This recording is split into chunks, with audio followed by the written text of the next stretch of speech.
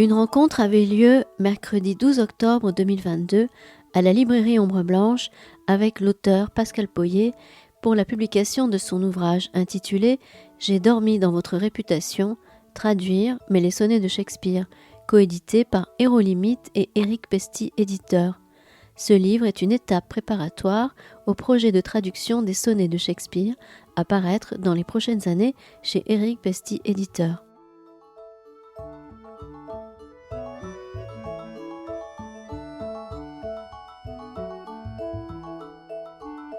Voilà, bon, donc Pascal Poyet, j'ai dormi dans votre réputation, traduire, mais les sonnets de Shakespeare.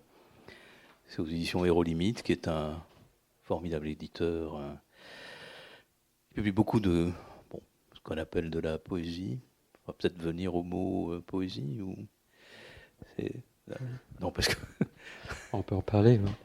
C'est une coédition en fait entre Hérolimite voilà, et Éric Pesty, absolument. Éric Pesty, éditeur qui est, on va dire, un éditeur de poésie plus dur, avec le mot étant plus pris dans son sens plus expérimental. Mais chez Hérolimite, moi j'avais déjà publié des traductions en fait d'un poète américain qui s'appelle David Antin. J'ai traduit 3 livres de lui, un poète qui faisait des poèmes parlés. Et c'est un peu le projet des éditions Hérolimite, à un moment donné, de mettre ensemble à la fois des gens de la page du livre, et puis même aussi des poètes concrets, par exemple, des gens qui travaillent vraiment sur l'espace de la page, dans la poésie, et puis des gens qui sont dans l'espace de la parole, hors la page, mais qui viennent à un moment donné pour faire une trace. Donc voilà, c'est un peu aussi, pour moi, important que ce soit chez cet éditeur-là que ce livre se trouve. Voilà, Éric Pesty n'est pas si loin d'ici, c'est ça ? Il est à Marseille. Il est à Marseille. Et Hérolimite à Genève. Voilà, donc cet éditeur de Genève est aussi l'éditeur de Fabienne Fiodo, qui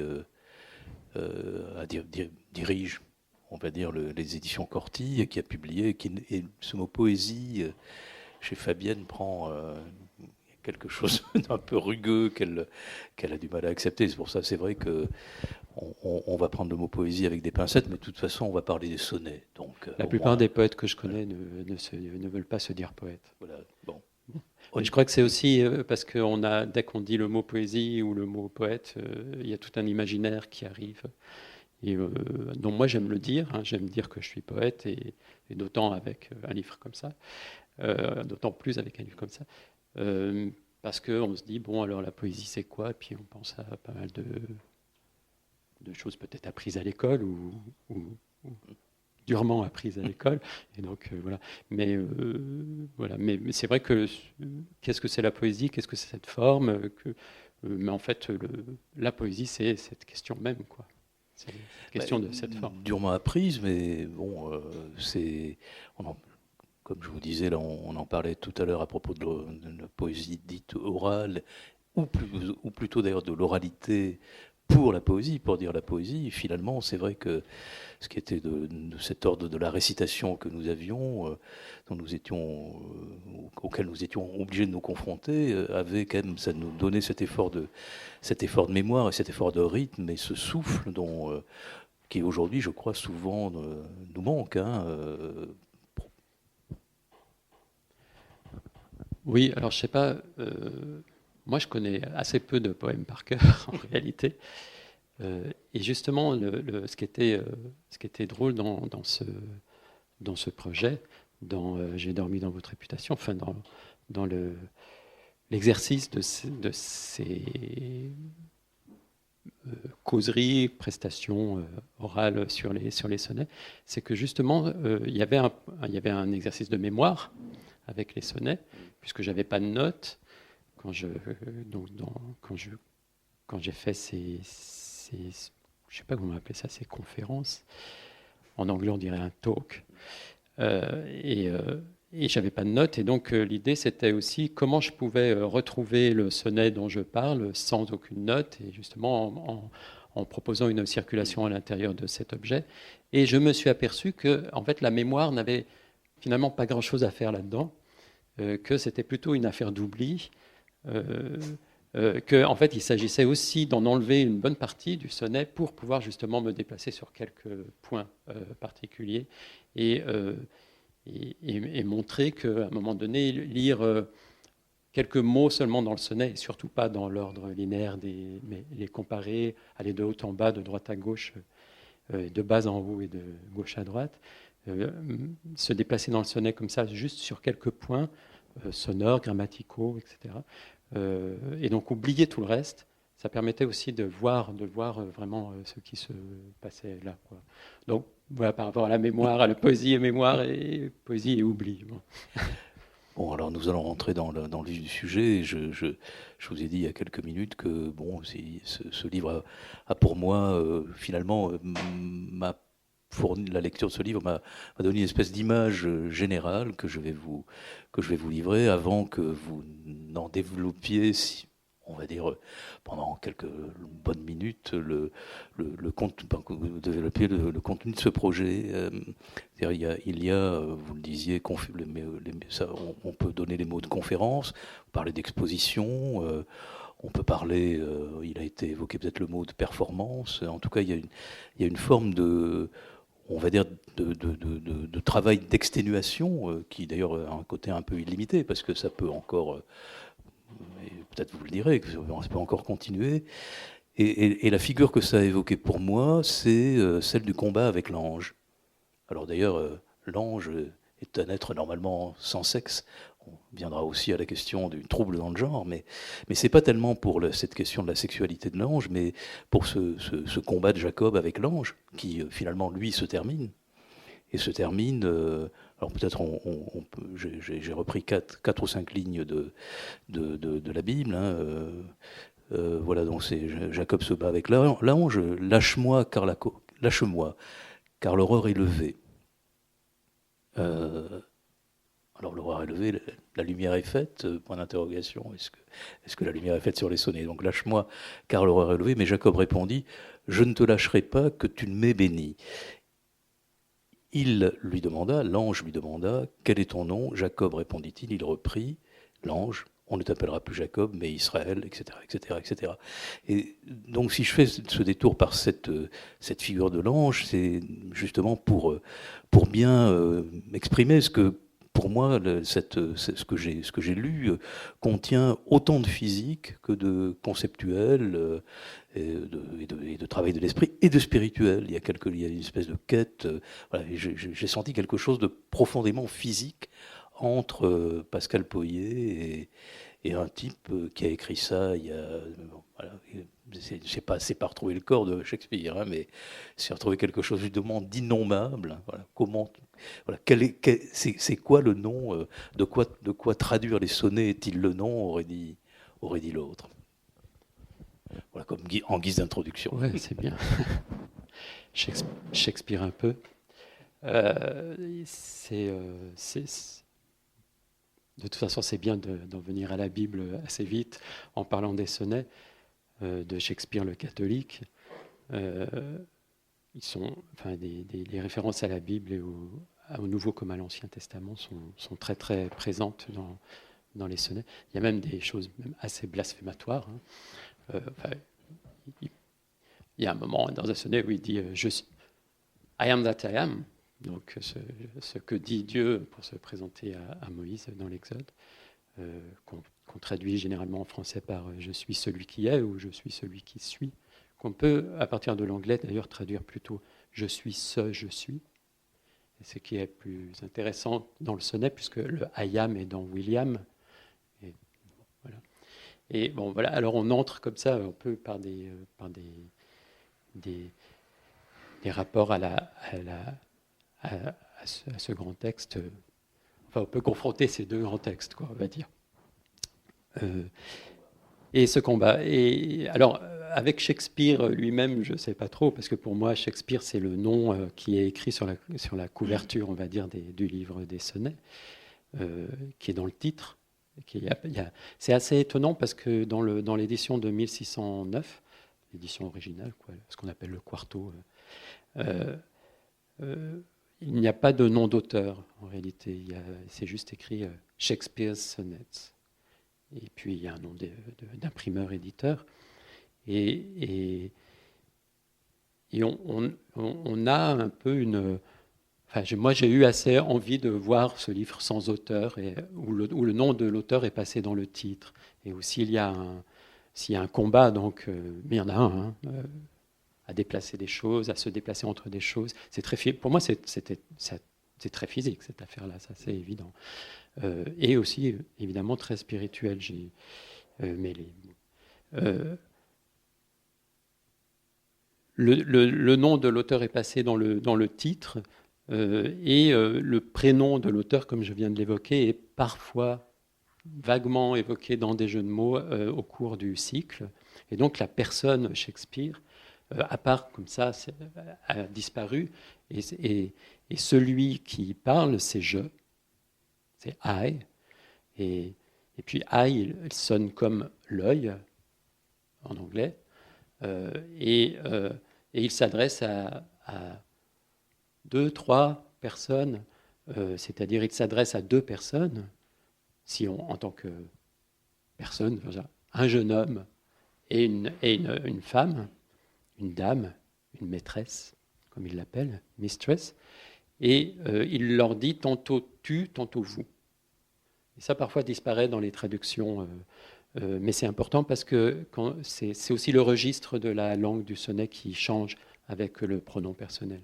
Quand il leur dit tu, donc thou, qui est aussi le pronom qu'on adresse à Dieu, et d'ailleurs il ne sert plus qu'à ça maintenant dans l'anglais contemporain, et c'est celui qu'utilise beaucoup Emily Dickinson. Quand il lui dit thou, il lui parle en fait de façon un peu paternelle, et il lui donne des conseils. Donc il y a une hiérarchie quand il lui dit thou. Mais quand il lui dit you, quand il lui dit vous, quand il le vous voit, c'est des confidences, c'est beaucoup plus proche, c'est plus amoureux. Alors, ça peut paraître paradoxal, mais le vous est plus proche que le tu. Et pareil pour la dame. Et puis il y a certains sonnets qui sont, eux, à la 3e personne, où ils parlent de ces personnes-là. Et c'est un peu aussi grâce à eux qu'on sait qu'il y a un garçon et qu'il y a une fille. Parce que sinon, l'anglais ne marquant pas le genre, il faut vraiment chercher dans des détails d'adresse. Quand il dit sweet boy, boy est un mot genré, genré au genre, donc on sait qu'il s'agit d'un garçon. Mais d'un point de vue grammatical, il y a peu de pistes, il n'y a même pas de pistes en anglais. Quand il dit, s'il ne dit pas he ou she, quand il dit thou ou you, il n'y a pas d'accord au féminin ou au masculin, donc on ne sait pas s'il s'adresse à un garçon ou une fille. Donc on le découvre au fur et à mesure de la lecture du cycle. Et donc c'est important qu'il y ait cette alternance. Enfin, c'est important pour le lecteur que cette alternance entre des sonnets à la 2e personne adressés et des sonnets à la 3e personne existe dans le livre, et parfois même mêlant les deux. Voilà. Et je dévie par rapport à l'histoire du combat.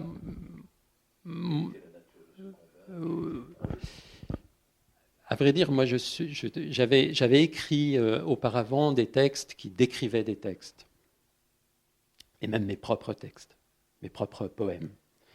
Et je m'intéressais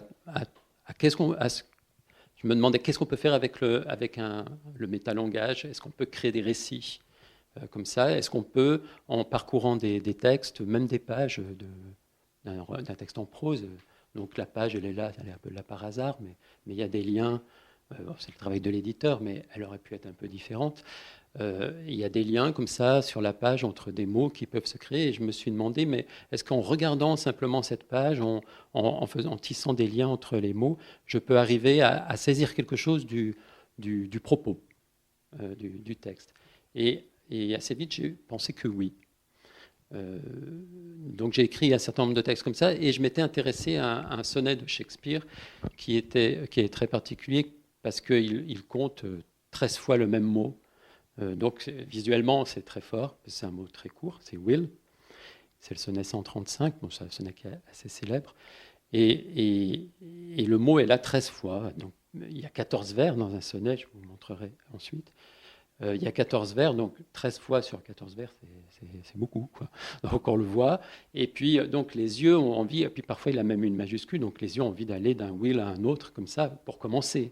Ça peut être la première lecture qu'on a, c'est de sauter d'un will à un autre, de le voir se déplacer, de voir que le premier, au bout du premier vers, qu'il rime avec still, qui veut dire encore, qui marque une continuité, et puis, ou toujours.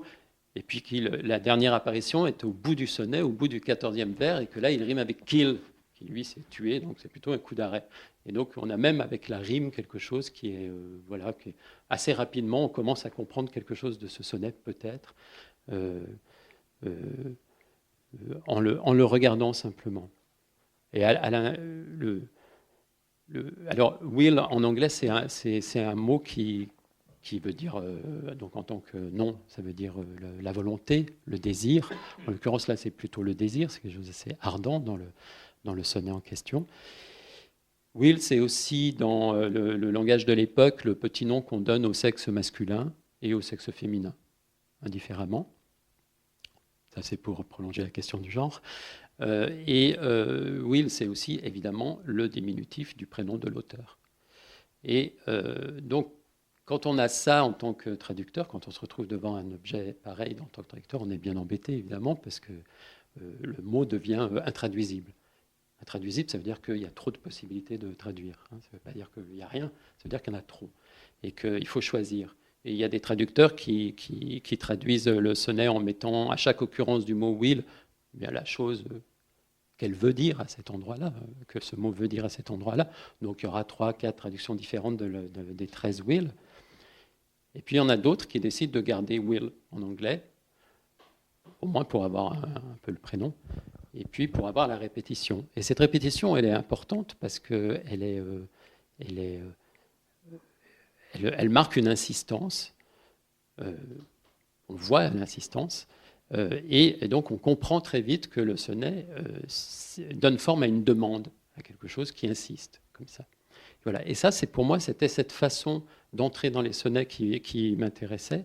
Et en l'occurrence, ce sonnet, je l'ai traduit très vite. J'en ai publié une traduction à l'époque en décidant de traduire tous les will par des oui. Et là, c'était une traduction homophone, mais qui m'est paru évident en fait en relisant, je vais vous passer les détails, mais en relisant la fin de Ulysse de Joyce, qui finit par and yes, I said yes, I will, yes. Donc et oui, j'ai dit oui, je veux, oui. Donc je retrouvais mon will, mais c'était surtout la répétition des yes qui sont très présents dans cette dernière partie du texte de Joyce, qui m'avait intéressé. Je me suis dit, mais en fait, quel mot plus fort que de dire, pour dire le désir, que de dire oui. Et que donc, de certaine façon, répondre à la demande que le sonnet semblait y répondre, enfin, y répondre partout, comme ça, et faire entendre que ce sonnet, la demande qu'il fait, c'est une demande de oui, quoi, une demande de répondre oui. Toi, dont le oui est large et spacieux, m'accorderas-tu de cacher mon oui dans le tien? Voilà la question centrale du sonnet. Voilà, et donc, à partir des hypothèses comme ça de lecture, de choses que je vois, j'entrais. L'idée, c'était d'entrer petit à petit dans le sonnet, mais voilà, par tous les coins ou par des endroits qui ne sont pas nécessairement le premier mot en haut à gauche, en allant jusqu'au dernier mot en haut à droite. Ça, je pouvais le faire dans un deuxième temps en ayant en mémoire ce que j'avais découvert dans un premier temps, en regardant le sonnet comme une carte ou comme un tableau. Et c'était ça le combat, on va dire. C'était proposer ça. J'ai été invité tous les mois au laboratoire d'Aubervilliers, donc près de Paris, à parler de traduction, et je leur ai proposé donc tous les mois, pendant une demi-heure, de décrire un ou deux sonnets comme ça, sans notes, simplement par rapport à des choses que j'avais vues pendant le mois où j'avais travaillé les traductions, préparées, et faire apparaître, comme je viens de le faire, un peu le sonnet en montrant des choses, en disant là il y a ça, il y a ce mot, etc. Et le sonnet apparaissait et disparaissait au fur et à mesure de mon propos. Et donc c'était ça aussi, c'était le faire apparaître en anglais, le faire disparaître, le faire réapparaître en français, etc. Et montrer comment cette cet objet est en mouvement constamment. Voilà. Donc c'est assez physique parce que c'est spatial, parce que j'étais debout pour le faire et que je montrais les choses comme ça. Au début, je l'ai fait assis, puis je me suis aperçu que c'était plus juste en fait de me lever de me déplacer et d'aller aussi à la conquête de l'espace, quoi. De l'espace à la fois de l'espace entre mes auditeurs et moi, et puis d'avoir un très grand sonnet entre nous. D'ailleurs, j'étais toujours étonné du fait que moi je le montre depuis mon côté et que tous les éditeurs le voyaient donc à l'envers. Et que d'une certaine façon, c'était sans doute mes propos qui le remettaient à l'endroit, un peu comme le miroir des appareils photo. Mais en tout cas, tout le monde le voyait à l'envers pendant mon propos. Donc le combat, il était aussi du côté de la salle, je pense. Alors comment êtes-vous passé de cette addition d'instants physiques et où on voit, essentiellement on regarde, à poser tous ces mots, tous ces concepts, toutes ces recherches, à décider de les poser à l'intérieur d'un livre. Bon, quand je préparais alors donc j'appelais ça les expositions, comme vous l'avez dit. Exposition, ça me plaisait comme mot, parce que performance, je trouve ça un peu sportif. Et puis bon, c'est le champ de l'art, et j'avais peut-être envie d'être un peu, même si moi je viens du champ de l'art, mais d'être décalé par rapport à ça. Pas avoir le mot. Et exposition, j'aimais bien parce que conférence, c'était pas vraiment ça aurait créé des malentendus. Donc exposition, j'aimais bien parce que c'était quelque chose à la fois de parler, une exposition, et c'est aussi quelque chose de très visuel. Donc ça me semblait un mot assez approprié par rapport à ce que je faisais. Et quand je les préparais au micro, c'est-à-dire que je prenais quelques notes devant le sonnet. Je relisais ces notes, je faisais même des schémas, je mettais ces notes de côté, et ensuite voilà, tout seul, chez moi, je disais un premier jet de ce qui pourrait être dit, ce que je pourrais tracer. Donc je le disais au ficus. Il n'y avait personne à ce moment-là. Et puis je le répétais, donc je l'écoutais, je le refaisais, et je le faisais une fois par jour, jusqu'au jour où ça allait être fait en public. Alors, au moins une fois par jour, jusqu'au jour où ça a été fait en public. Donc il n'y avait pas d'écrit, il n'y avait que de l'enregistrement, écoute, réenregistrement. Et puis, au bout de 4 ou 5 prises, ça commençait à prendre une... Alors, ça pas que ça pouvait plus changer, mais en tout cas, la circulation commençait à se caler. Et puis, j'avais aussi un temps donné, donc je ne pouvais pas non plus parler pendant des heures du sonnet. Et puis, il ne fallait pas que je me perde. C'était un peu ma frayeur, c'était d'avancer dans le sonnet. Et puis d'arriver à un moment et me dire oui, qu'est-ce que je fais là, et d'être perdu, comme on se perd dans une ville quand on a tourné un peu trop souvent et qu'on la connaît pas bien. Donc il fallait que je connaisse la ville et que je fasse attention d'emprunter quelques chemins, mais pas tous, quoi. Et une fois que donc je faisais l'exposition au public, et une fois que l'exposition au public était faite, je l'écrivais. Mais je ne la transcrivais pas, elle était enregistrée parce qu'ils enregistraient, mais je ne me suis pas servi des enregistrements. Je l'écrivais le lendemain, généralement dans le train. Donc je la refaisais une dernière fois, de mémoire, on va dire, ou d'oubli, mais en tapant, quoi, cette fois-ci, pas en parlant. Et c'est ça qui est dans le livre. Alors, avec relecture, précision, si parfois je disais 6e vers et que c'est le 5e, bon, évidemment, ça je l'ai corrigé, pas de fétichisme de ce que j'ai pu dire. Et puis, mais j'ai essayé de jouer le jeu dans le livre. On commence par les premières expositions qui sont sur 1 ou 2 sonnets, et puis quand on arrive aux dernières, c'est sur l'ensemble du cycle, ça saute d'un sonnet à l'autre parmi les 154, parce que je les connais plus, parce que je suis allé plus loin, parce que je faisais le travail en direct. Au moment où j'ai fait les premières expositions, je n'avais pas encore pas encore travaillé sur beaucoup de sonnets. Et puis, un an après, évidemment, je connaissais beaucoup plus ma matière, et ça m'intéressait aussi de ce que je faisais dans les sonnets, en allant de gauche à droite, de haut en bas, etc. Je pouvais aussi le faire dans le cycle, et dans tous les sens, et pouvoir avoir une lecture comme ça qui compare, qui mêle, qui s'appuie sur d'autres occurrences des mêmes mots ailleurs. Alors effectivement, ça donne un livre très dense, où faut pas perdre pied, mais bon, après tout, on peut aussi tomber et puis se rattraper un peu plus loin. Ça donne un livre où on a cette dimension à la fois physique, évidemment c'est à tout sauf un traité de traduction, si on cherche surtout pas. Bon, bien que tout de même ça parle du passage d'une langue à une autre en donnant,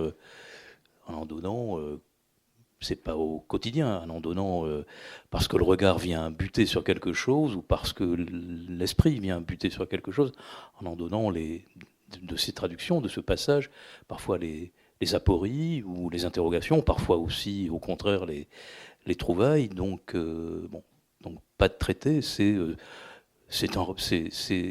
la relation du regard, c'est vrai.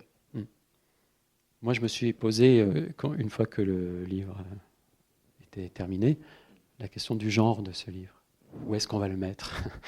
Et c'était intéressant d'aller voir dans les librairies où il était. Ici, il est en traductologie, même si ce n'est pas à traiter, mais c'est intéressant parce que c'est bien aussi de le voir de ce point de vue.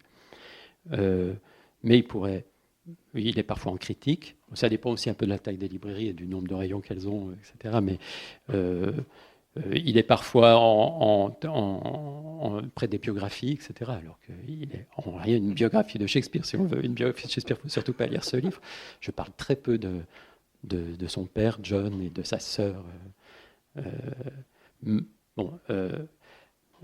J'y fais référence quelques fois comme ça, mais c'est vraiment très peu. Je suis très peu sorti en fait du livre des sonnets. Ce qui était important pour moi, c'était vraiment de m'attaquer à un texte.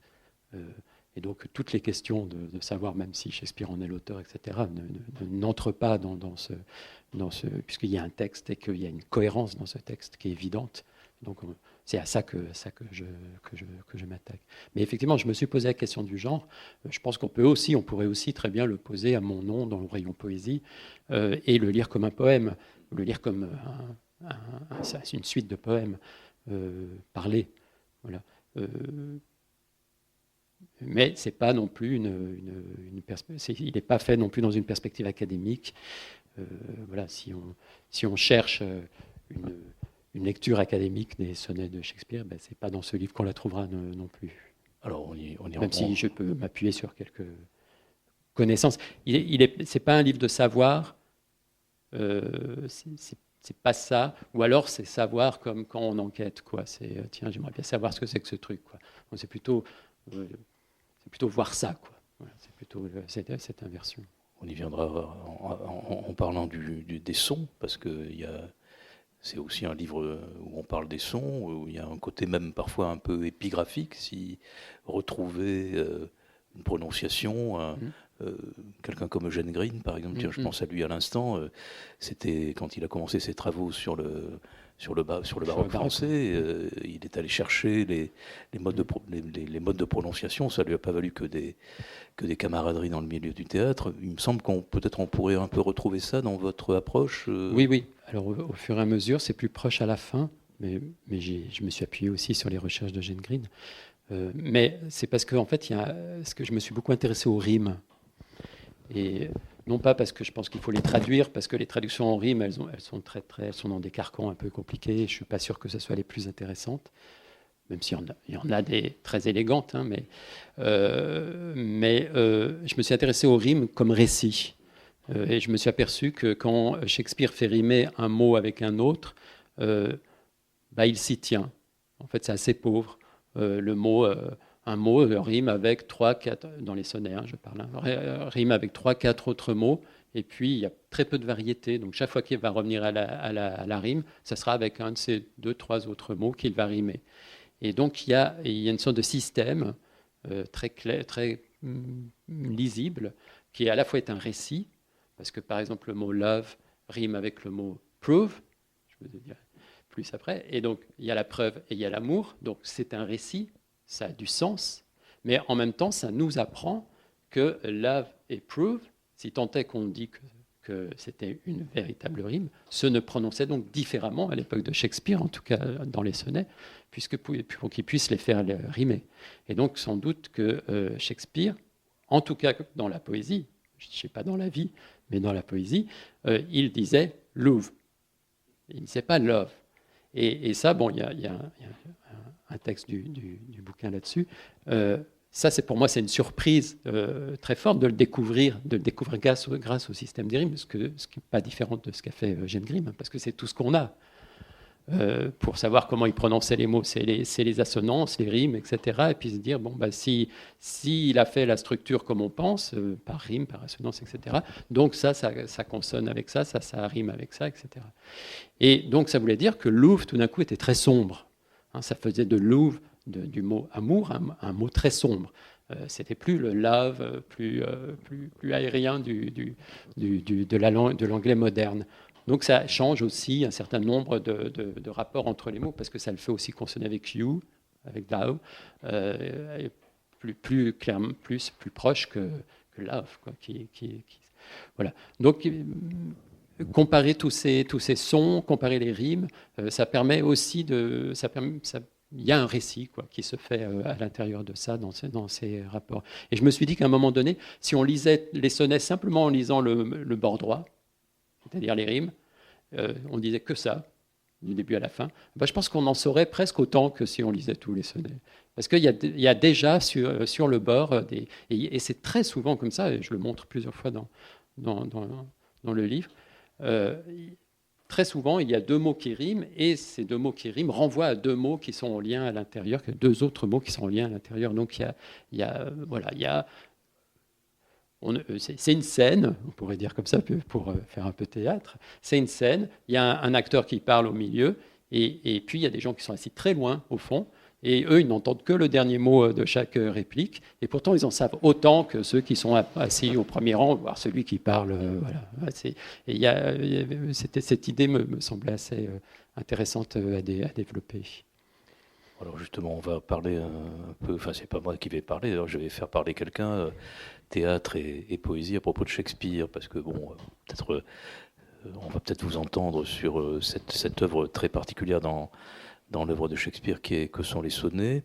Alors en prenant des notes et en allant aussi chercher des choses ailleurs, parce que faut des fois, moi je peux avoir je ne suis pas lecteur des sonnets, je peux avoir des intuitions, mais vous avez tout ce travail, mais d'autres ont beaucoup travaillé. Les sonnets, c'est une œuvre un peu mystérieuse sur laquelle beaucoup ont travaillé, et elle a fait l'objet aussi de quelques traductions. Beaucoup. Quelques traductions notables. Quelques notables, mais beaucoup en général. Ouais. Et voilà, et donc j'ai trouvé à propos de la traduction de Bonnefoy, d'Yves Bonnefoy, ce passage d'une contribution et d'une lecture des interrogations de Bonnefoy par Michael Edwards, qui est, je crois, à l'Académie française, qui est un chercheur en littérature anglaise notamment, mais pas que. Donc il écrit les traductions de Bonnefoy, parce que c'est quand même très interrogeant sur les sonnets, et surtout, vous allez entendre. Les traductions de Bonnefoy des sonnets constituent une nouvelle façon de traduire. Car en partant de son idée de la poésie, donc de son idée de Yves Bonnefoy de la poésie, qui suppose que, par son écoute du son dans les mots, elle nous libère de notre langage conceptuel et nous remet en présence des êtres et des choses dans leur particularité et dans leur finitude essentielle, Yves Bonnefoy estime que les sonnets, par rapport à son opposition, il estime que les sonnets, par opposition à son théâtre, sont peu poétiques et que leur capacité d'accéder à une vérité de parole est entravée par leur structure réglée, toute forme fixe ne construisant pour Bonnefoy que la prison d'une langue fermée sur elle-même. Alors, c'est quand même assez surprenant. Bonnefoy, il y revient après. Dans le texte, je n'ai pris la conne extrait. Enfin, grosso modo, au départ, pour Bonnefoy, qui va le traduire, il y a quelque chose d'une espèce de regard un peu interrogateur, mais presque un peu méprisant aussi sur le style des sonnets. Je crois que Bonnefoy n'aimait pas beaucoup les sonnets, mais à part quelques-uns. Mais il l'a dit. Mais il en a fait. Il a commencé un peu de manière un peu particulière parce qu'il a fait des. Pardon ? Oui, non, mais je veux dire un peu par rapport à Bonnefoy. Moi, j'ai pas beaucoup fréquenté, j'aime bien dire ça comme ça, la traduction de Bonnefoy, parce que j'avais bien aimé ce qui l'a précédé, en réalité. Et il y a je sais pas, une vingtaine d'années, peut-être plus, il avait publié 24 sonnets seulement, et en défendant l'idée qu'en français, les sonnets, qui ont donc 14 vers, devaient en compter plus de vers. Alors il y avait des sonnets de 19, de 17, et il pensait qu'il fallait comme ça traduire les sonnets sur un... la traduction des sonnets anglais devait donner en français un poème, un sonnet de 19 vers. Pour le dire. Et il est revenu sur cette idée, il a même dit que c'était une erreur, il a employé ce mot que je trouve. Bon. Et finalement, la traduction officielle, on va dire, qui est chez Poésie Gallimard, tous les sonnets font 14 vers. Bon, moi, je suis un peu déçu. J'aimais bien les sonnets de 19 vers. J'aimais bien cette aventure. Je pense que lui, il l'a pris pour une errance et il s'est dit que finalement, il fallait resserrer les cordes plutôt que les relâcher. Bon, c'est une image, et comme toutes les images, elle peut être discutée. Alors, c'est vrai que les sonnets, c'est des formes. Et si ça n'avait pas été des formes, et des formes très construites, avec des tensions à l'intérieur, des axes, etc. Et si ce n'était pas des formes, je n'aurais pas pu faire ce que j'ai fait avec eux. Hein, si c'était des trucs tout relâchés comme ça.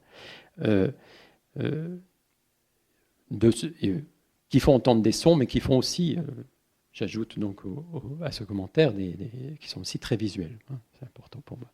Et qui sont aussi dans cette tension, voir, entendre. Et c'est vrai que parfois, il me semble que la langue qui est dans les sonnets, elle est très parlée. Elle est relativement simple. En tout cas, lui, Shakespeare, enfin celui qui dit « je » dans les sonnets, il dit que oui. Il dit que ce sont des mots simples et vrais. Plain and true words. Et il dit que c'est comme ça qu'il s'exprime. Et il y a certains sonnets qui sont des attaques contre la rhétorique et les formes de la rhétorique, qui sont à ce moment-là de plus en plus présentes. Et il se situe dans son époque, beaucoup dans les sonnets, comme étant non, moi, je ne fais pas les trucs de l'époque, je fais un langage beaucoup plus simple, beaucoup plus plan, et je te dis mon amour avec des mots simples et vrais, parce que mon amour est simple et vrai. Donc, voilà. Et voilà. Et je ne vais pas calculer, comme il dit, les mots... Voilà. Alors, donc, il y a cette tension, y compris dans ce qu'il dit. Et moi, ça m'intéresse beaucoup, tous ces moments réflexifs dans les sonnets, ces moments où il parle de l'écriture. Et en fait, c'est très souvent. Quand je commence à circuler à l'intérieur en me disant, bon, lequel parle de l'écriture, au bout d'un moment, j'ai presque tous, quoi. Parce qu'il y a toujours un moment, il dit quelque chose sur une poétique. Et il y a effectivement une tension entre construire et parler. Une langue presque prosaïque, mais quand même moins que dans les passages en prose du théâtre, et puis quelque chose de plus tendu. Voilà. Alors, qu'est-ce que ça veut dire que c'est peu poétique ? C'est la question qu'on se posait au départ, c'est-à-dire que moi, je sais pas trop quoi faire de ça. C'est en tout cas une proposition qui, donc, à un moment donné, doit tordre la grammaire, doit rentrer effectivement dans 10 syllabes, dans un vers iambique, mais il le casse sans cesse, ce vers iambique classique anglais qui marche par une, deux, 5 fois comme ça. Mais parfois, il met les accents n'importe où. Enfin, si on veut apprendre ce que c'est qu'un vers iambique en lisant Shakespeare, on n'y arrivera pas parce qu'il y a même des vers où il y a une syllabe de trop, etc. Et bon, je pense quand même que ça doit être volontaire. Et qui ne sont pas les vers féminins qui eux sont construits comme ça, mais parfois des vers où il y a vraiment une syllabe de trop et où on se dit il y a un mot qu'il faut prononcer d'une seule syllabe comme ça alors qu'il en a deux. Voilà. Et donc oui, lui, enfin en tout cas les sonnets sont sans cesse dans une tension entre dire, entre la forme, entre parler, entre dire des choses simples et Et c'est aussi des arguments, donc les structures des sonnets, c'est aussi des structures argumentatives. Je te dis ceci, mais comme je pense que cela, alors ceci, et donc cela, il y a des alors, il y a des donc, il y a des mais, etc., qui sont extrêmement présents. Et les faire sortir aussi du sonnet, ça permet aussi d'entendre quelque chose de particulier dans le sonnet, qui est que ce sont des arguments. Il est toujours en train d'essayer de convaincre la personne aimée, la convaincre qu'il l'aime, mais le convaincre de l'aimer aussi en retour, etc. Mais sur le mode vraiment de l'argument. Alors que les sonnets, ça c'est pour les 126 premiers, alors que les sonnets, les 25 derniers qui sont à la dame, eux, ils sont plus de l'ordre du serment. Là, ils jurent sans cesse. Ils jurent, et en fait, ils jurent contre ce qu'ils voient. Et donc là, il y a aussi quelque chose qui, pour moi, était très intéressant et qui est très réflexif, c'est-à-dire qu'il y a le dire, il y a dire, et puis il y a voir la réalité, voir que la dame, elle est brune, elle a les yeux noirs, mais c'est pas grave, elle est quand même belle, mais en même temps, la beauté, non, la beauté à l'époque, le canon, c'est blond, c'est la peau blanche, la dame, elle est plutôt, alors il dit dun, c'est donc gris-beige, quelque chose comme ça, un peu noir. Il y a énormément de sonnets sur la couleur noire. Dun, c'est intéressant parce que c'est sun, mais en sourd, comme ça. Et il y a beaucoup de sonnets sur la couleur noire où il essaye de jurer que la beauté est noire. Voilà, il dit ça. Je le jurerai, la beauté est noire. Et il jure. Et en même temps, sans cesse, ses yeux font le travail inverse en disant « mais non, c'est pas ça que je vois. » Voilà. Et ça, je trouve intéressant pour moi aussi, qui suis en train de regarder les sonnets et en train d'en parler. Et qu'est-ce que je dis qui est vraiment là, qu'est-ce que je me mets à prétendre après avoir vu, mais qui finalement est peut-être pas tant là si je regarde une deuxième fois, etc. Voilà. Donc, pour moi, c'est ça l'espace des sonnets, c'est de l'argument, des serments, du rapport entre le dire et le voir, entre ce que moi, en tant que lecteur, je vois et je lis et j'entends. Et c'est tout ça qui est mis en question par le Shakespeare des sonnets. Et c'est vrai que c'est très différent. Je ne connais pas bien le théâtre, mais je le connais en traduction surtout. Mais c'est évidemment très différent de l'alternance prose-vers qu'il y a dans le théâtre et qui a quelque chose de très parlé, de très relâché, comme ça, qui mélange des registres. Mais Bonnefoy, par exemple, quand il fait sa traduction, il va chercher des voix aussi. Ça, c'est une particularité de la traduction de Bonnefoy, c'est qu'il va chercher des voix dans les sonnets. Donc il va chercher du théâtre finalement dans les sonnets. Alors il y a beaucoup plus de points d'interrogation ou de points d'exclamation que dans les sonnets originaux, dans ses traductions à lui. Et c'est comme s'il était sans cesse en dialogue avec lui-même. Et c'est intéressant parce qu'il y a du dialogue, il y a ça dans l'argumentation. Mais voilà, donc il essaye de retrouver finalement les choses du théâtre dans le sonnet. Mais c'est intéressant de voir comment les traducteurs prennent des partis pris aussi très, très différents sur les sonnets. Comment, par exemple, un Bernard Höpfner va décider que son unité de mesure, son unité dans le sonnet, c'est la strophe. Ce n'est pas le vers, ce n'est pas l'unité de sens, la phrase qui est dans le vers. En général, la phrase, elle fait une strophe. Donc ça va être la strophe. Alors peut-être effectivement la phrase aussi. Et il va traduire donc, non pas en prose ni en vers, mais en strophe. Il va traduire les strophes les unes après les autres.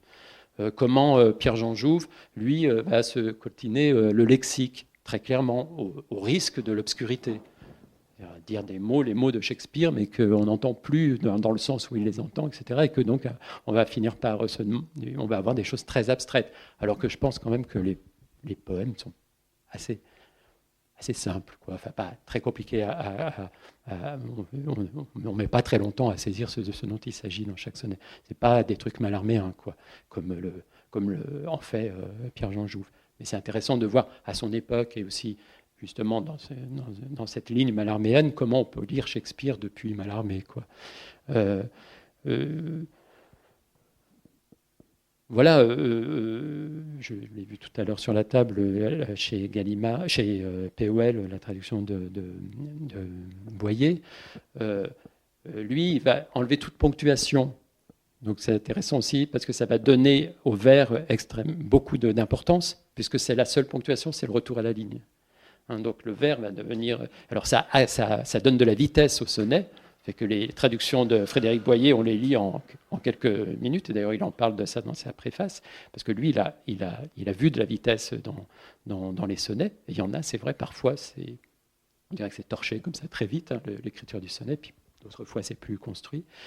Et donc, lui, il va donner de la vitesse en enlevant toute ponctuation, et donc on tombe d'un vers à l'autre, comme ça, 14 fois. Voilà. Et à chaque fois, c'est, je trouve, une vision, une lecture un peu intéressante d'un point, d'une façon d'entrer dans les sonnets. Et c'est bien, je trouve, que quand on lit les sonnets, on décide de lire les sonnets Shakespeare autrement qu'en anglais, de lire plusieurs traductions, et de les comparer. C'est ce que j'ai fait aussi pour ce travail. Je me suis référé aux traducteurs, aux traductions existantes, comme on se réfère au dictionnaire parfois. Alors justement, dans un des chapitres de ce livre qui s'intitule « Un acteur imparfait », vous évoquez cette question de la traduction. De toute façon, vous ne parlez que de cela tout en parlant d'autre chose, mais là, vraiment, vous attaquez cette question des traductions, et vous écrivez « Les traductions d'un même texte peuvent varier, différer légèrement, ou parfois diverger. Comparer les traductions, passer de l'une à l'autre, fait percevoir une certaine mobilité de l'original, ce que Walter Benjamin a appelé, dans La tâche du traducteur, l'instabilité de l'original. L'instabilité de l'original. Les différentes esquisses de traduction d'un même vers qu'il m'arrive de proposer dans ces expositions, dans vos conférences, elles font aussi percevoir cette instabilité. Mais on trouve dans les sonnets de Shakespeare une instabilité d'un autre genre, une instabilité de l'original avant toute traduction, une instabilité de cet original qu'on corrige d'une édition à l'autre. Un mot ici, un mot là, un signe de ponctuation. Une virgule en plus ou en moins à la fin d'un vers change tout à l'articulation du propos, à celle des vers entre eux. Pourtant, on corrige, on amende, on corrige l'original pour l'accorder à ce que Shakespeare, prétend-on, voulait dire. On corrige selon ce qu'on pense avoir compris. Alors, deux choses. D'une part, peut-être revenir encore sur ce que vous évoquiez à propos de Bonnefoy, effectivement, cette incertitude dans la traduction, dans ce passage d'une langue à l'autre, mais peut-être, dans cette instabilité et dans ce côté... dans ce propos, quand on lit votre livre, finalement d'une infinitude. C'est un travail qui peut ne jamais finir. La preuve, c'est qu'il y a tant de traductions de ces sonnets, tant d'interprétations de ces sonnets. Ça m'a amené, peut-être pour l'auteur, qui est vous, en l'occurrence, à me poser cette question qui est celle qu'on trouve dans l'analyse. Analyse terminée, analyse interminable, fin de l'analyse, analyse sans fin. Voilà, ça m'a amené à ça. C'est comme si cette œuvre, elle ouvrait justement, elle avait presque là un aspect un peu freudien, pardon. Oui, alors il y a le combat avec l'ange et maintenant il y a Freud. C'est pas un terrain que je connais bien et Shakespeare n'avait pas lu Freud, mais vous, oui. C'est aussi le problème du statut de ce livre. C'est-à-dire que quand je l'ai donné aux éditeurs, j'ai dit attention, ce n'est pas une étude préparatoire à la traduction des sonnets. Et tous les deux ont écrit sur leur site, ce livre est une étude préparatoire à la traduction des sonnets. Vous n'avez pas attendre la négation ni le attention. Je sais pas, avec les téléphones, maintenant il y a des blancs parfois. Bon, et donc ce livre, il est dans un infinir. Il est effectivement, et je pourrais reprendre, et d'ailleurs je le fais dans le livre, et ça m'intéressait de ne pas effacer ça. Je reprends un sonnet plusieurs fois, il y a plusieurs sonnets qui sont repris 2 fois, 3 fois, et je les retraverse parce que je l'avais fait au moment de parler, et parce qu'il y avait quelque chose de différent qui me semblait, maintenant il fallait revenir sur ce sonnet, etc. Donc je me suis dit, quand j'ai fait le livre, je me suis dit, je ne vais pas laisser que le dernier ou que le premier, etc., que le meilleur de la meilleure lecture. Je vais laisser aussi cette reprise se faire. Mais un peu comme un lecteur, c'est-à-dire qu'il revient à un livre et puis qu'il le lit un peu différemment à chaque fois. Et ce problème, et ce livre, il pose à la fois des problèmes de traduire et des problèmes de lire, quoi, de lecteur, de traducteur et de lecteur. Et effectivement, je pourrais reprendre encore, et je continue à le faire quand je travaille encore sur la traduction des sonnets, reprendre un sonnet et le redécrire, et c'est ce que je fais dans des pages de carnet, etc. Et donc j'ai encore de la matière, je pourrais faire un deuxième livre derrière. Et d'ailleurs c'est intéressant parce que ce sont les sonnets dont j'ai le plus parlé qui sont maintenant pour moi le plus difficile à traduire si je veux trouver une traduction fixe, on va dire. C'est-à-dire qu'ils sont rentrés dans une sorte de mobilité comme ça, de mise en rapport des choses. Maintenant, si je cherche à en faire une traduction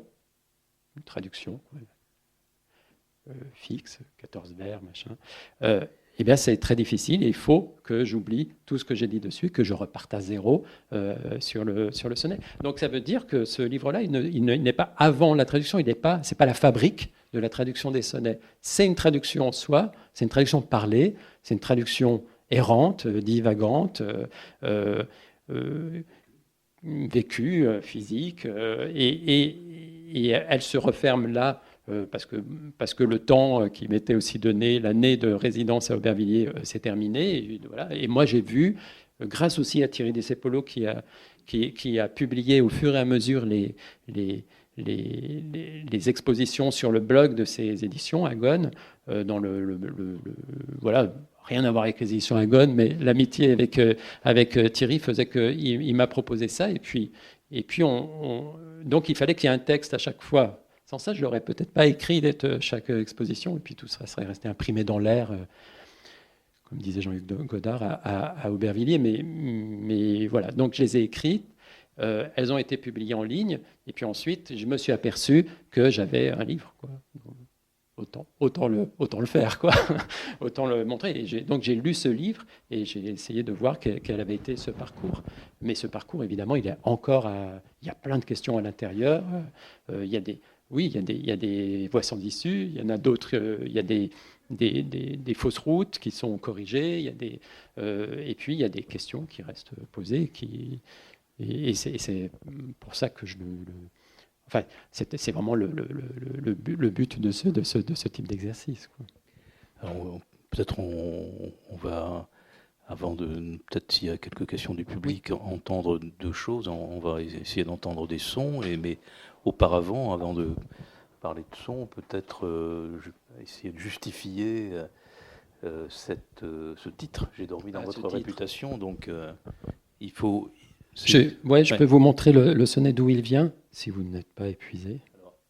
Est-ce que ça va s'allumer? Est-ce que ça réenclenche? Ah, il s'est éteint, il s'est mis en il faut rallumer, alors peut-être. Il m'a l'air de s'être éteint tout seul.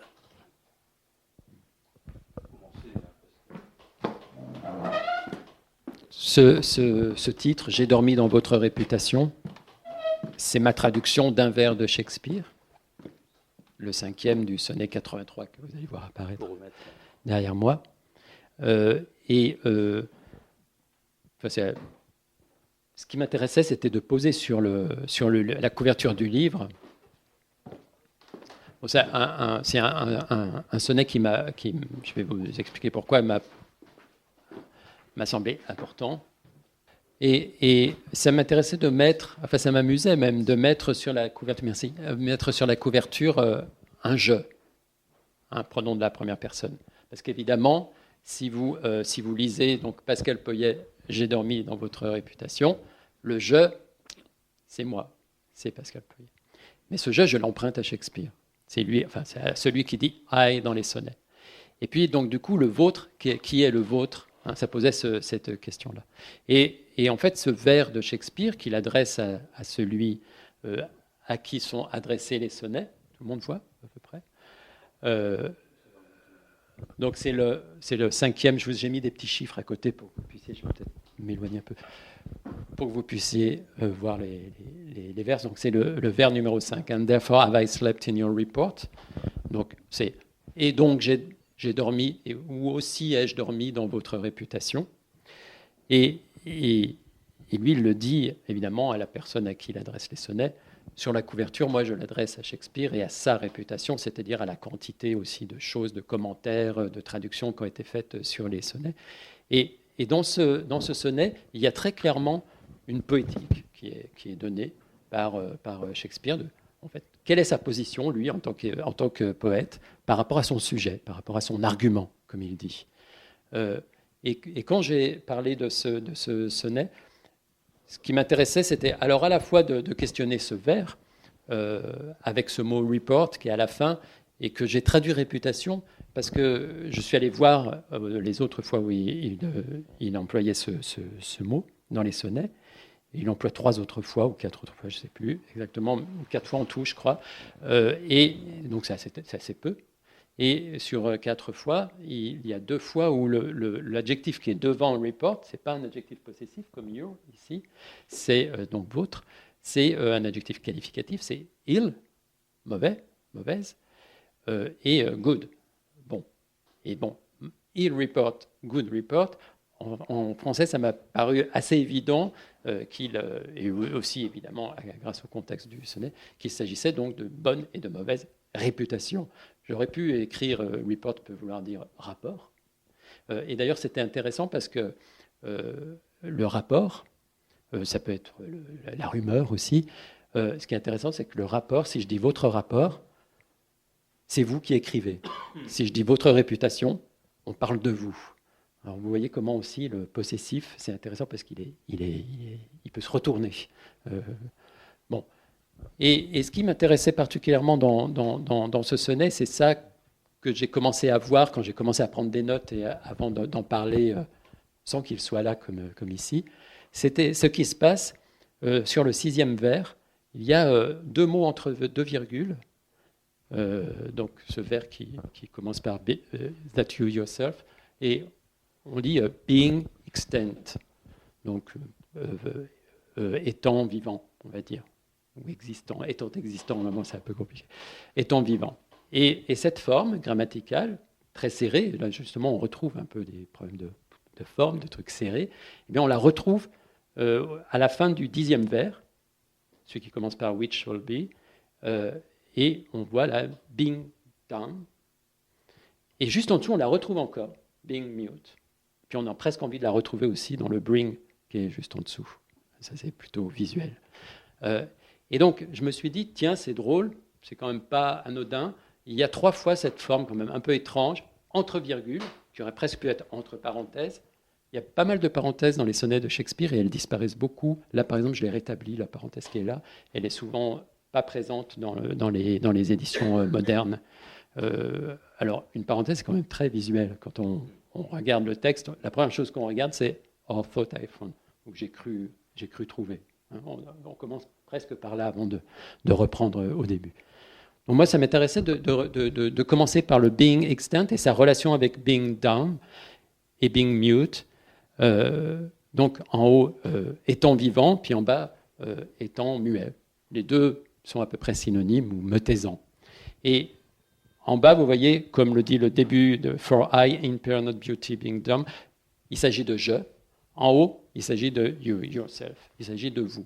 Donc il y a vous vivant en haut et me taisant en bas. Et pour moi, ça, c'était la structure de départ de ce sonnet. On pouvait, je pense même, ça y est, on l'a compris. On a compris de quoi parle ce sonnet. Bon, bien sûr, on peut aller plus loin. Et on a cette tension entre je et tu, qui est encore là, qui est là tout le temps, comme sur la couverture et comme ça le vers, I have selected your report. Et puis on a vous vivant et moi me taisant. Et donc ce qui donne aussi un sens à dormir particulier, qui est donc le sens d'un retrait ou d'un silence, comme on en parle au début du 9e vers. This silence, que vous m'avez imputé comme un péché. Il y aurait beaucoup à dire sur les péchés dans Shakespeare, les fautes, les errors, les tâches, les salissures, etc. Ici, là. Ce silence, évidemment, ce silence de Shakespeare, c'est aussi tout ce qu'on est en train de lire. Donc c'est aussi paradoxal. Hein. C'est-à-dire tout ce qu'il n'a pas écrit, qui n'est pas donc tout ce que d'autres qui veulent donner vie, comme dit le 12e vers, prétendent écrire, mais en fait apportent une tombe. Voilà. Et là, on a aussi la rime qui ne marche plus pour nos oreilles contemporaines entre tombe et dame. C'est proche, mais ce n'est pas la même chose. Mais il y avait quelque chose de très visuel dans le sonnet original, parce que tombe s'écrivait comme le mot français dont il vient, T-O-M-B-E, en 1609, et dame s'écrivait D-O-M-B-E. Donc à une lettre près, c'était le même mot. Hein, donc visuellement, c'est aussi très proche. Et puis peut-être qu'à l'époque, il le prononçait de la même façon, mais ça, je ne peux pas le savoir. Voilà. Alors, ce que le sonnet dit, il y a des histoires de peinture au début. La peinture, chez Shakespeare, c'est le maquillage. C'est la couche qu'on met pour cacher la beauté. Et pour en faire une autre, pour en créer une autre. Quand il parle de peinture dans le sens de l'art, il dit art, il ne dit pas painting. Painting, c'est vraiment un mot qu'il réserve au maquillage. Donc en substance, j'ai pensé qu'il ne vous fallait pas de peinture, je n'ai donc pas mis de peinture sur votre beauté. J'ai pensé ou cru penser, j'ai trouvé ou cru trouver que vous excédiez l'offre pauvre, futile de la dette d'un poète. Alors, il y a toujours cette idée que le poète a une dette envers celui dont il parle. Et donc, vous valez plus que ça, plus que cette monnaie de singe qu'est le sonnet. Et donc, j'ai dormi dans votre réputation que vous-même, étant existant, étant vivant, montriez, donc vous par vous-même, il aime bien additionner you yourself, il le fait souvent, qu'une plume moderne, modern quill, moderne, c'est-à-dire une plume d'aujourd'hui, n'est pas à la hauteur pour parler de valeur, cette valeur qui pousse en vous. Voilà. Donc, le propos de Shakespeare, c'est que on ne peut pas faire mieux que vous vivant. Et que toutes les couches d'écriture que je vais mettre sur vous n'ont aucun intérêt que vous montrez vous. Alors évidemment, pour moi, dans ce que j'étais en train de faire pour les sonnets, ça m'intéressait cette position qu'il appelle dormir. Qu'il appelle dormir dans votre réputation. Dormir dans la quantité de choses qui est déjà dite sur vous. Moi, me mettre en retrait. Et donc de le faire quand même parler, mais de la façon dont on appelle ici silence. Et dans le sonnet suivant, il dit, dans la suite de celui-là, dans le sonnet 84, il dit, mais en fait, celui qui arrivera à dire que you are you, il y a cette tautologie qui aussi parfois disparaît des traductions, eh bien lui, son style sera connu partout, parce que ça sera vraiment parfait. Mais il lui dit aussi, mais le problème, c'est que vous aimez trop les éloges, et que donc vous empêchez. Donc il y a le problème aussi que le sujet veut entendre parler de lui et vous empêchez cette tautologie d'arriver et finalement de dire simplement you are you. Mais ça c'est un peu la visée donc, du Shakespeare des sonnets, c'est d'arriver à finalement se taire. Se taire à travers donc cette proposition qui est, à mon avis, vraiment dans le sonnet 84, qui est très clairement énoncé, et on peut relire le cycle des sonnets à partir de cette visée, on va dire, tautologique. Et donc, you are you, c'est aussi, il n'y a plus je. Alors, ce serait aussi ça, l'instabilité de l'original ? C'est-à-dire c'est l'incertitude, parce que finalement, il n'y a pas de vérité là, il n'y a pas de vérité de la traduction s'il y a instabilité de l'original, non ? Oui, mais l'instabilité de l'original, elle est dans le fait qu'en le regardant de près, on le découvre, et puis en le regardant autrement, on le découvre autrement, etc. Mais par rapport à ce qu'on a cru comprendre, ce que vous lisiez, moi je suis toujours... je me questionne sur qu'est-ce que ça veut dire comprendre en tant que traducteur. Comprendre un texte. Parce que si je traduis ce que j'ai compris, je peux m'être trompé. Et je peux relire le texte, je ne sais pas, 1 an après, ou 2 semaines après, ou 10 ans après, et m'apercevoir que non, ce n'était pas ça. Alors que si je fais ce travail, mais qui est un peu énoncé ici, de retrait, de aller voir chaque mot et de faire confiance à même chaque bizarrerie grammaticale, chaque structure, etc. dans le sonnet, j'ai plus de chances de m'approcher du propos, même si ce propos, je le traduis sans le comprendre à un moment donné. Je peux le traduire sans le comprendre. Enfin, c'est un mélange, quoi. Il faut passer par de la compréhension, du recul, etc. Il y a une œuvre de Roman Jakobson qui s'appelle 6 leçons sur le son et le sens. Là, on a eu une leçon sur le sens, et je proposais d'entendre quelque chose qui est peut-être sur le son. Bon. Et tout à l'heure, je vous en parlais, et vous m'avez dit oui, j'aurais bien aimé aussi effectivement que cet extrait soit lu, donc je vais le lire. C'est court, hein, mais c'est très beau. Enfin, donc ça, c'est vraiment Pascal Poyet qui écrit ceci. Ce que j'ai décidé de faire, c'est d'apprendre à dire le mot alouette. Apprendre à le dire pour pouvoir ensuite l'écrire dans ma traduction, à l'endroit où Shakespeare a mis le mot l'arc. Ouais, on dit l'arc. Ouais. Qu'est-ce que ça veut dire apprendre à dire un mot ? Eh bien, notre fenêtre donne sur des jardins, et tout cela se passant au début du printemps, le matin, chaque matin, tôt avant l'aube, entre la nuit et le jour, nous levions pour entrouvrir la fenêtre et entendre l'alouette chanter. Il faisait nuit encore, et, allongé, j'écoutais l'alouette. Son grand répertoire de syllabes articulées en phrases, enchaînées souvent de façon très rapide, parfois entrecoupées de plages de silence. Nous écoutions, et puis plus rien. Voilà, on laisserait lire la suite au lecteur, mais voilà, c'est drôle cette irruption tout d'un coup du son, à travers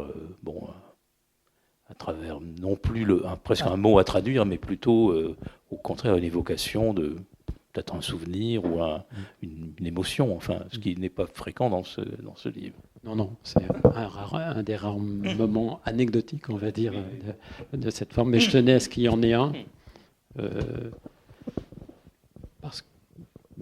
qui naît d'un trouble, hein, qui est de placer dans un mot, dans un sonnet, dans une traduction, un mot que j'emploie très peu dans la vie. Et de poser cette question, mais est-ce que je peux le faire sans faire une bizarrerie ? C'est-à-dire et alors évidemment, je le raconte avec le mot alouette, parce que je trouvais c'est plutôt drôle, mais parce que moi, en tant que poète, c'est compliqué d'avoir un oiseau dans un poème. En tout cas, j'en ai jamais eu dans les miens. Donc c'était une nouveauté. Et puis en plus, l'alouette.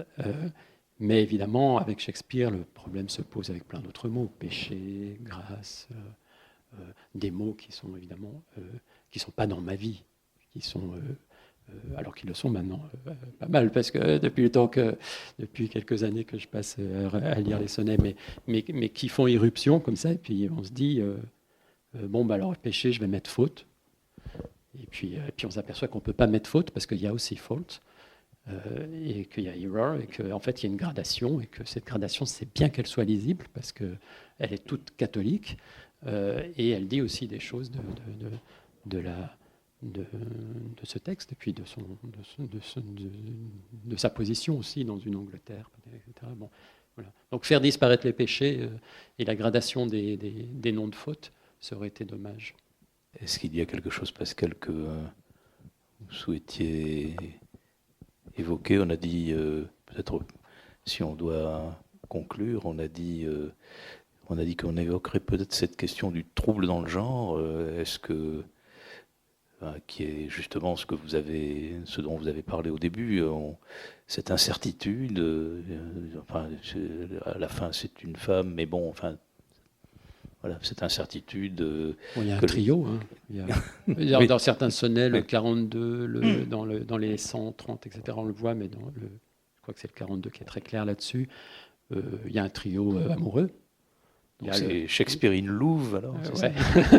Il y a le garçon, il y a je, il y a tu, puis il y a elle. Et puis quand il s'adresse à elle, il y a je, il y a tu, et il y a lui. Et donc l'axe je-tu à partir duquel j'ai travaillé, très vite, il a dû s'élargir à un lui ou un elle qui était là, et qui, lui aussi, se transforme en des you ou en des ye, qui sont des vous pluriels. C'est elle et toi. Et donc ce you, parfois, c'est elle et toi. C'est plus simplement vous que je vous vois.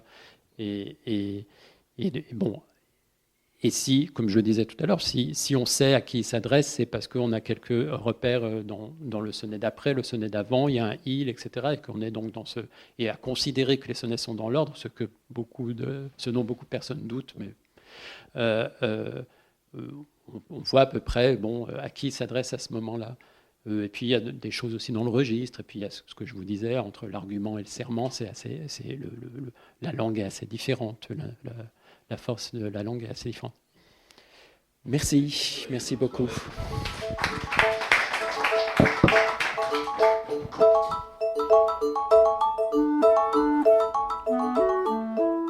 Vous avez pu écouter une rencontre avec Pascal Poyet à l'occasion de la publication de son ouvrage « J'ai dormi dans votre réputation, traduire mais les sonnets de Shakespeare » par les éditions Hérolimite et Éric Pesty, éditeur.